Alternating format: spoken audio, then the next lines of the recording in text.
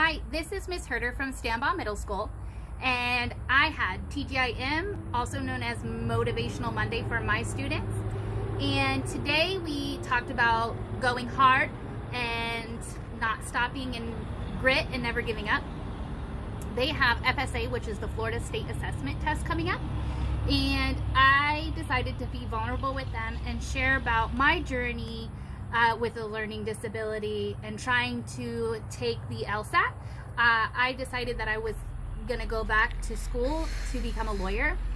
It's been a long journey and a decision that I've been trying to make for a couple of years now, and I finally said, I don't know why I'm making excuses. I always wanted to be a lawyer and a teacher, so I've done the teacher. It's time to be a lawyer.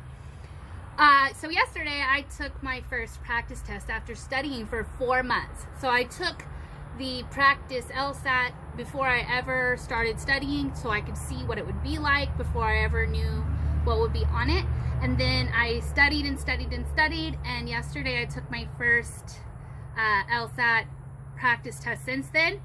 And I asked the kids how they thought I did, and they all said, I think you did better. You worked really hard. We know that you're not a quitter and you always do everything. That made my heart sing.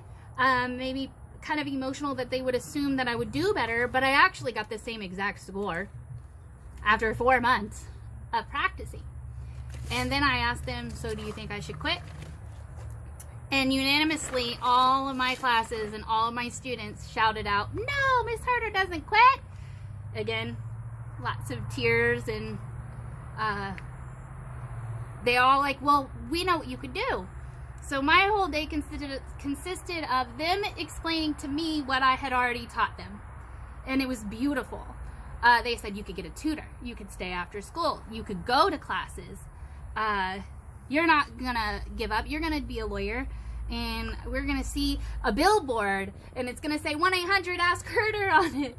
And they just were so positive about my journey.